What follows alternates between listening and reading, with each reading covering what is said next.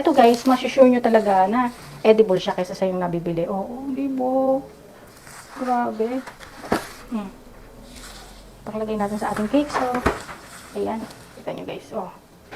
Meron na kayong edible na silver na plates. Hmm. Eto guys, yung silver and blue. So, pwede nyo siya guys i-store ng matagal. So, kailangan natin ng 1 cup of water and then 2 cups of cornstarch. So, yun lang guys yung pinaka gagamitin natin. And then, pakuluan lang natin. Haluin natin siya hanggang sa ma-reach natin yung malapot na consistency. Ayan, katulad yan. Yung parang paste-like, ayan. So, ganyan. Parang gaw-gaw. Ayan. Pagka ganyan na guys is okay na yan. So, parang pag nag-clear ng puti. So, okay na yan. Transfer na natin sa mga bowl na gusto nating kulayan.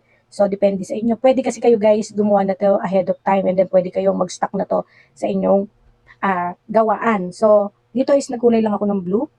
Lalo na guys ngayon, perfect siya pang Christmas. Magkulay lang kayo kung anong gusto nyong kulay. Green, red, ayan, pwedeng deep color. So, ito guys, matingkad na din tong kulay blue na ito.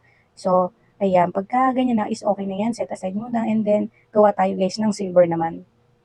So, kuha lang tayo ng mga at least 1 teaspoon ng silver dust natin. So, ilagay lang natin sa ating pinaka cornstarch mixture, ayan, and then i-mix lang natin siyang mabuti hanggang sa mawala yung buo-buo ng ating pinaka silver dust.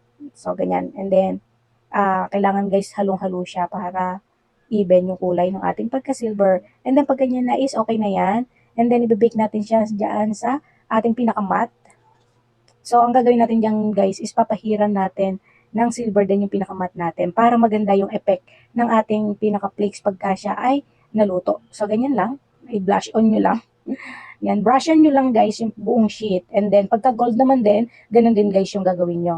So, para mas maganda lang, matingkad yung pagka-silver niyan. And then, ayan, i-spread na natin siya guys. Ilagay muna natin. So, habang mainit, mas maganda para hindi mag-set agad. Dito kasi guys, medyo lumamig na. So, spread lang natin siya guys mabuti. Kailangan is manipis lang ang ating pag-spread dyan. Pagka makapal, matagal guys matuyo. So, gumamit tayo ng brush and then spread na ganyan lang kanipis. And then dahil sobra yung silver, nilagay ko na din dyan yung kulay blue. So, hindi ko na lahat binake yung kulay blue. Dahil, ayan, dahil sabi ko, susubukan ko lang naman kung mag-work.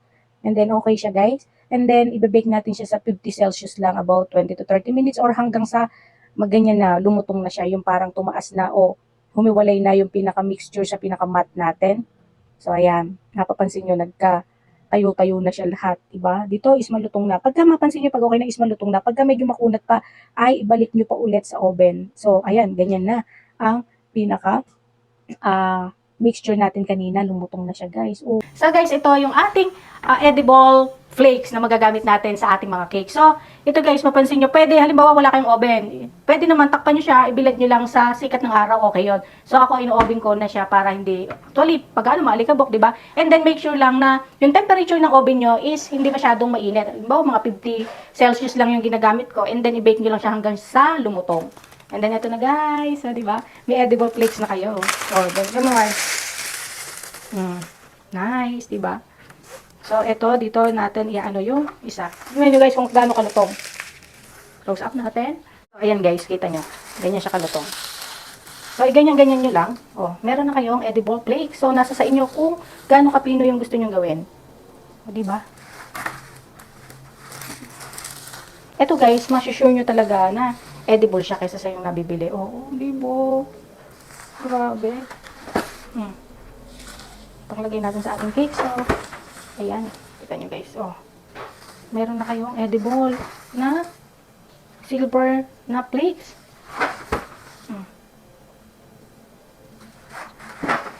Diba guys, nakakatuwa. Oh. So, nasa sa inyo guys yung kung anong kulay yung gusto nyo gawin. Yan. And then, ito guys yung blue naman. So, actually, pang silver lang kasi talaga to. Dahil sobra naman.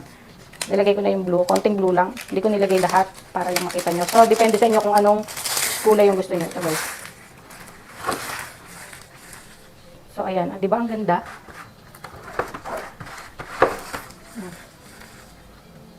Ganda guys. Ito guys yung silver and blue. So, pwede nyo siya guys i-store ng matagal. Yan. Kahit taon. Yung sa akin kasi guys, meron na dong 6 months, okay pa naman. Lalagyan nyo lang sa container. So, ayan na. Meron na kayong edible flakes. Napaka-easy.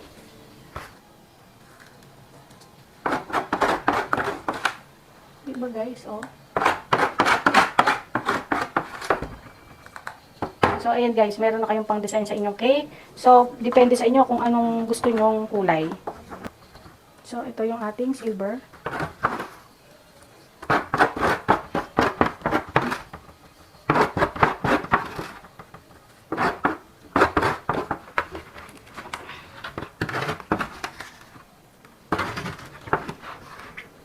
So guys, ito na yung edible natin, yung finished product ng ating edible flake. So ito naman yung silver. So 'di ba, makakagawa kayo ng kung ano gusto niyo kulay. Pwede din siya guys na gold. Ayan. 'Di ba? Dito guys, napakalaking tipid na to. And then masisigurado niyo talaga na edible siya kaysa sa ating mga nabibili, safe na safe. Diba? And then store lang natin sa mga sealed na container na katulad na to. Ayan.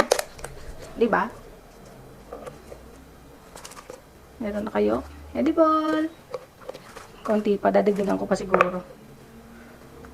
So, ayan.